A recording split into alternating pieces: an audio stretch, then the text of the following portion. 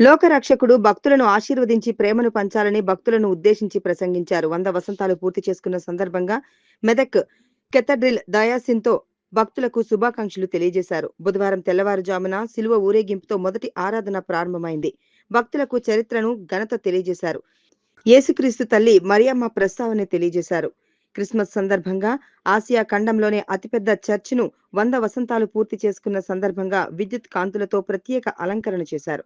Incharge bishop right reverend ప్రసంగిస్తూ బెత్లెహేంలో దావీదు వంశంలో యేసుక్రీస్తు జన్మించారని, యేసును కలిగిన బిడ్డలు నిస్వార్థంగా ఆలోచన చేయాలని అన్నారు. స్వార్థ లోకంలో ప్రతిదీ నది అనే ఆలోచనతో ఉంటుందని అన్నారు. ప్రతి ఒక్కరూ ప్రార్థనలు చేయాలని, యేసుక్రీస్తు మార్గాన్ని అనుసరిస్తూ బ్రతకాలని చెప్పారు. లోక రక్షకుడుగా నన్ను రక్షించడానికి యేసు వచ్చాడు, దిగులు వద్దు, అంతా యేసుదేవుని మహిమలు మనకు ఉంటాయని భక్తులకు ధీమా వ్యక్తం చేశారు. ఈ వేడుకలు అందరం భాగస్వామ్యం కావడం అదృష్టం కావాలని కోరారు. ఈ దినమున ఇక్కడ నేను మెదక్ అధ్యక్ష మండలానికి ఇన్ఛార్జ్ బిషప్ అయినా మరియు ఈ పూజారి శాంతయ్య వరమీయకపోతే నేను ఇక్కడ నిలబడేవాడిని కాదు.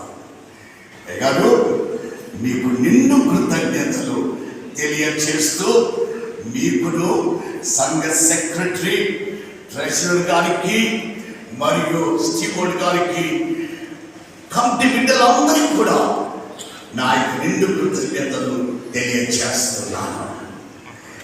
ఈ 2024 క్రిస్మస్ నాడు అందరూ చూస్తుంటే ఆసక్తిగా ఏం మాట్లాడతాడు యేసయ్య నాతో అని మీరందరూ ఆశతో చూస్తున్నారు. చాలా పర్యాలు అనుకుంటారు, హృదయంలో జన్మింప చేసుకునే స్థలం ఇస్తే నీ జీవితము ధన్యమవుతుంది, నీ జీవితము ఆశీర్వదింపబడుతుందని.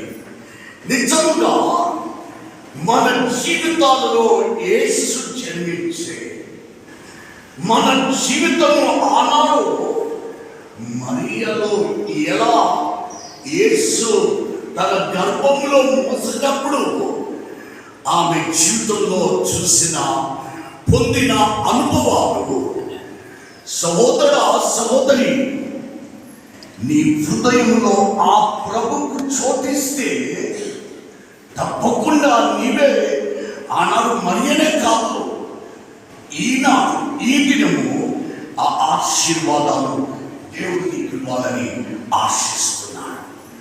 ఎటువంటి ఆశీర్వాదం అని చూస్తే చదవబడినటువంటి లూకా రాసిన సువార్త 2వ అధ్యాయము ఈ దినము ఈ ఉదయ ఆరాధనకు మొదటి 7 వచనాలు ధ్యానం చేస్తున్నాం. 2వ ఆరాధనకు 8 నుండి 14 చూద్దాం. ఇప్పుడు మాత్రము మొదటి 7 వచనాలు ధ్యానం చేస్తున్నాం. మరియ జీవితము, ఆమె యేసుని తన గర్భంలో మోసినప్పుడు స్తుతించుకుంటూ ఎలా వెళ్ళారు. జ్ఞానులు ఎలా ఒక నూతన మార్గంలో పయనించారు, మేము కూడా అలా ఆశీర్వదింపబడతాం. యేసయ్యా మాతో మాట్లాడు.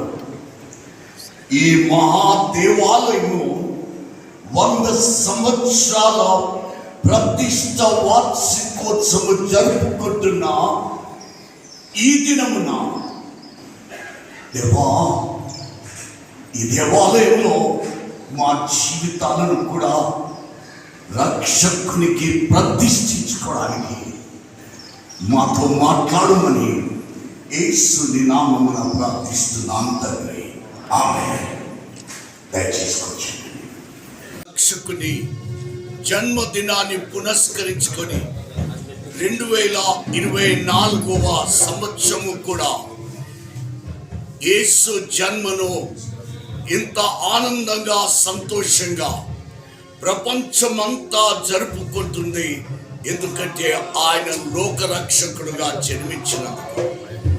ఈ దినమున మెదక్ మహా అధ్యక్ష మండలంలో జరుగుతున్న ఈ యొక్క వేడుకలకు విచ్చేనైనటువంటి గౌరవనీయులైన ముఖ్యమంత్రులు రేవంత్ రెడ్డి గారు మరియు మిగతా మంత్రుల బృందము, స్థానిక ఎమ్మెల్యే గారు అందరూ కూడా రానున్నారు. కాబట్టి ఈ యొక్క పండుగ మరీ ఆనందదాయకంగా మాకు ఎంతగానో ఇది మా యొక్క విశ్వాస నూరేళ్ల ఈ యొక్క పంటలో మేము అనుభవిస్తున్న సంతోషమైన దినము వారి రాకడ.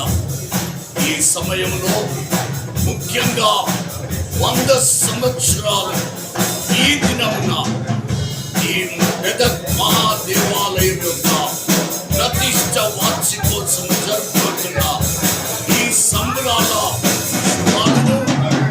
మరియు లోక రక్షకుడు జన్మించిన ఆ రక్షకుని నామమున మీ అందరికీ నిండు క్రిస్మస్ శుభాలు తెలియజేస్తూ దేవుడు మిమ్మల్ని అందరినీ ఆనాడు జ్ఞానులను, గొర్రెల కాపర్లను, మరియను, యోసేపును దీవించిన దేవుడు మిమ్మల్ని అందరినీ దీవించును గాక. ఆమేన్. ఆమేన్.